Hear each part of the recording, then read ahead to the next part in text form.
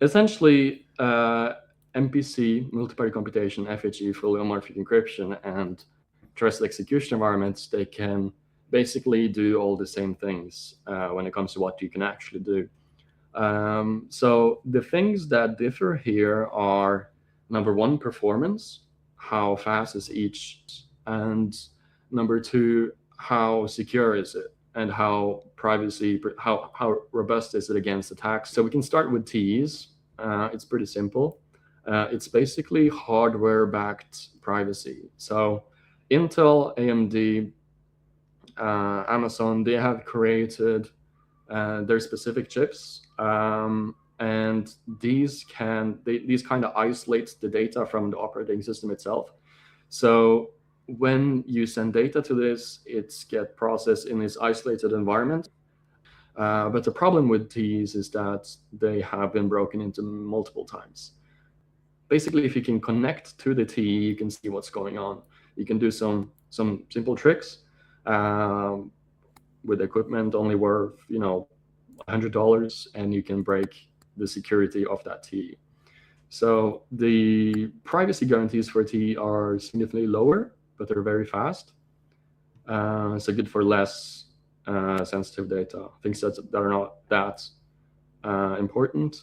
Fully homomorphic encryption is also a big one. I would say that's like the brother to MPC in some way. They both use cryptography, whereas TEEs don't. With FHE, you simply compute directly on ciphertext. So whereas ARCHIM has multiple servers computing together, that's why it's called multi-party computation, multiple parties computing together. FHE has like a single server that computes on ciphertext. The problem with FHE is that it's orders of magnitude lower than MPC. And for blockchain settings, it needs MPC as well. FHE is amazing outside of blockchain use cases where you don't need a threshold of people having to decrypt the data. Multi-party computation, it kind of sounds like, it's just multiple parties computing together. The right way to say what we're doing is secure multi-party computation. What you do is that when you first submit your data is encrypted on the client side. It gets sent into the protocol, and this data gets split into something called secret shares. So it's basically garbled data that doesn't make any sense.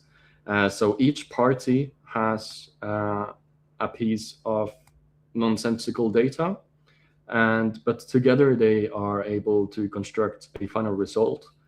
The only way this privacy is broken is if every node in the network colludes together. They go together and say, we're going to find out what this is. We're not going to do it correctly. And we're going to try all nodes together to find out what the data is. For that, we have very strict security and privacy guarantees. I'm not going to go too deep into it, but we have implemented something called dishonest majority. Only one honest node is required in the MPC computation for everything to be correct, and guarantee privacy. And we also have cheater identification. So honest nodes can identify dishonest nodes and kick them out, and they get slashed off their stake.